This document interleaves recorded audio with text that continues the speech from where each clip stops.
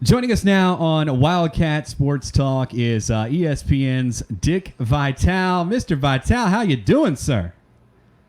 I'm doing really well, except I just did a sports chatter for the day. It involves Kentucky in a way because I just don't understand the logic and what the NCAA gets out of prolonging and making decisions on kids. And certainly Olivier Sarr is one of those kids I'm talking about. I think, first of all, out of decency to every student athlete, this should be determined before the semester starts. I mean, I don't understand. We're not talking about finding a cure for cancer. We're talking about determining whether a kid's eligible or not. Some of the guys get the ladies to get their answers real quickly, but this thing dragging out is really not fair to the kids involved. Yeah, we were just, and that was actually going to be my first question. John Calipari, the Cats, they're always ready to go. And a big question mark right now is Olivier Sarr. What do you think is taking him so long, Dick? I really don't know. That's the question I had. You listen to my sports chatter, I said it's not fair. It's absolutely sad, to be honest with you. You get in a room, a bunch of people, you got people at the side sitting in that room prior to the semester. This kid's eligible, this kid's not. Move on. Let's go. I mean, I don't know what. Take into consideration, a kid sits there a nervous wreck. I mean, wondering about what is my status? Where am I going? I mean, this is already, we're talking about approaching October. And school started in many cases at the end of August. And I just think it's totally unfair. And I think he'll be eligible. I really do. I can't see any reason why he'll not be. I think it's a no-brainer. Coach left. The kid was left hanging there. Coach told him he was coming back, so he didn't enter the NBA draft. I mean, there are a lot of factors involved. And I've seen some of the eligibilities that have given out. Is amazing. I mean, he gave one out to a quarterback at Notre Dame who went to Boston College. He had no reason whatsoever that, according to the rules, should have probably sat the year out, but they said, no, he's eligible right away. And there was other stories as well. Well, you had the kid go from Kentucky down to UCLA, eligible right away. I mean, and their coaches didn't leave or anything. So I just think that really it should have been done a long time ago. Yeah, I agree. I'm upset today. I'm upset. We're upset too, Dick. Yeah, no, we are too. And I'll tell you this: what the thing that is amazing to me is the fact that we've, as Kentucky fans, we've got Olivier Sarr, and then on the football side we've got Joey Gatewood, and both of these guys are being held back from their eligibility right now. Yeah, I just don't understand. Now, you're talking about football. I did not know that about football. I mean, and you can tell me they can't determine that before the season starts. I mean, I don't know. I really have a tough time understanding some of the things that come out of that office. I really do. I know they got people there that care, obviously, but the procrastination blows my mind. But on a good note is when he is eligible, and I think he will be, Kentucky's going to be outstanding. Those kids coming in terms of, you got Askew, Boston, you got some really dynamite players going to be here. The typical freshman class, always one of the 5 best in America. And I know Kentucky fans ought to be a little happy last night watching Anthony Davis drain that 3 to win. On the other side, I guess they're going to be a little sad if they're Jamal Murray fans, but Kentucky's coming up big in the NBA playoffs. Oh yeah, you're not kidding. I mean, they are killing it in the NBA. Well, I'm also we actually, my name is Adam, and my co-host is Tim, and you had something there for him too. Yeah, Dick. It's an honor to talk to you. First of all, big fan of yours, but I appreciate the book that you sent me and Adam, The Lost Season, your new book that just came out. It's beautiful. It's a good read, and man, it's really good for us that missed that season, and we couldn't hardly live without the NCAA tournament. But we appreciate it. Maybe you want to talk a little bit about that book. Yeah, Tim, thanks a lot, Adam. I really appreciate it. The book is important to me for many reasons. Number one, it was a little therapy after not having a March Madness. I've had them every year now for the last, been at ESPN now, going on my 42nd year. And really, it was like some therapy, sitting there and talking about what could have been and what should have been, what would have been. I know when the Kentucky fans, I got them going to the Sweet 16, then they ran into my alma mater, and I couldn't, according to my fantasy draw, I can't pick them against my alma mater, who beat them earlier in the year because the kid Powell was terrific in that game, Miles Powell, and I have them nipping Kentucky in the Sweet 16. But it's a fun kind of book. It's just a fantasy, makes people think a little bit, and just have some fun. And the big thing is every dollar from the sale of the book is going to go for the kids battling cancer. Every dollar I would make is going for kids battling cancer through the V Foundation, which Don Calipari has been a big booster. In fact, he played a big role this year in helping us, where I raised $7.4 million with my gala, now giving us $37 million that we've raised since the start of the gala. And John has been a big contributor to that fact, and because he loves kids.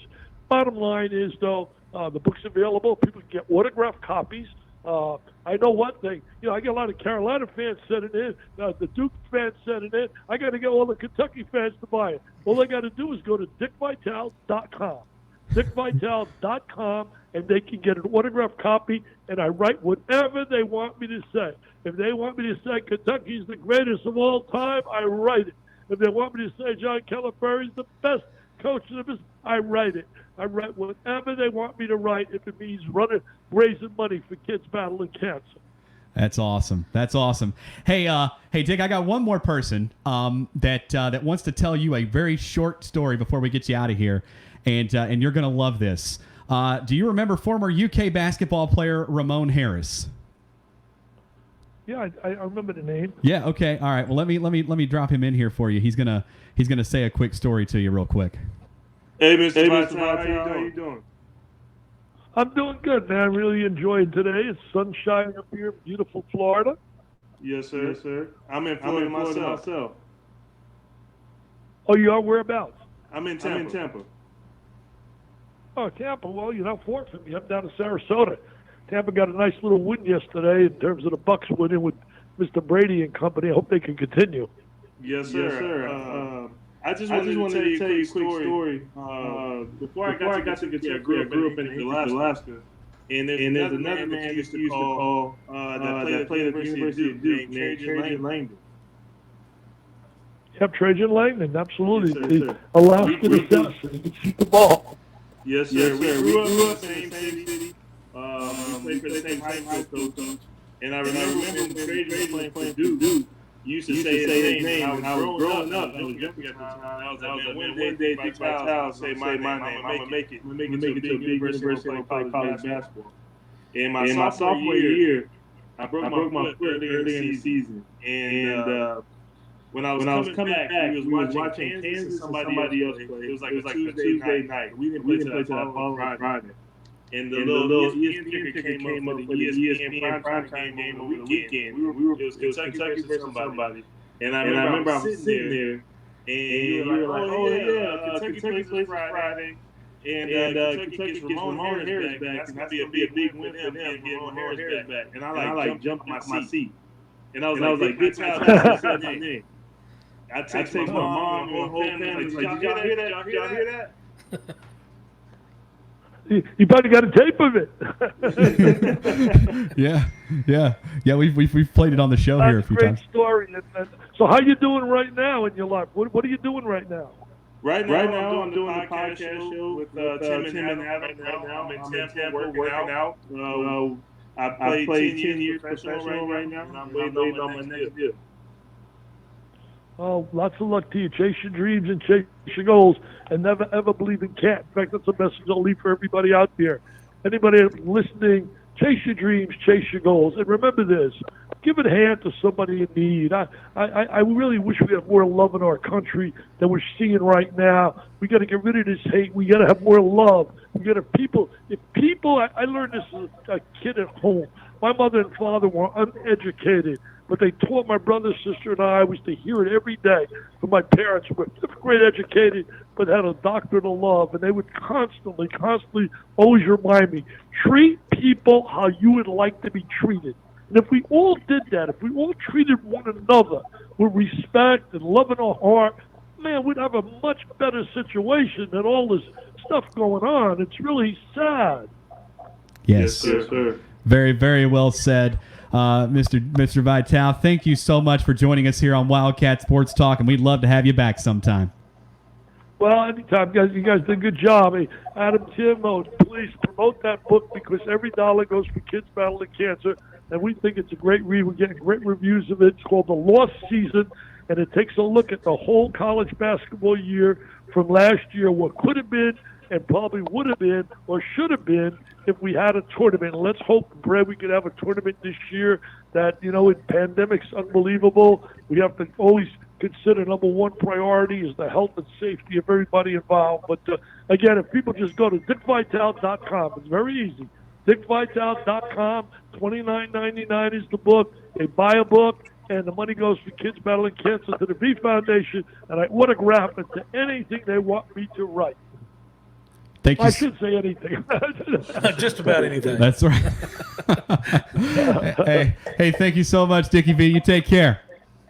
Thanks a lot, guys. Hey, get Sarr eligible. Will you guys? Come on, let's start screaming about that with the NCAA. I mean, it's ridiculous what they're doing to that kid. It's not fair. That's right. Free Sarr, baby. We agree, man. We agree, and we love you, Mr. Vitale. Take care, guys. Take care.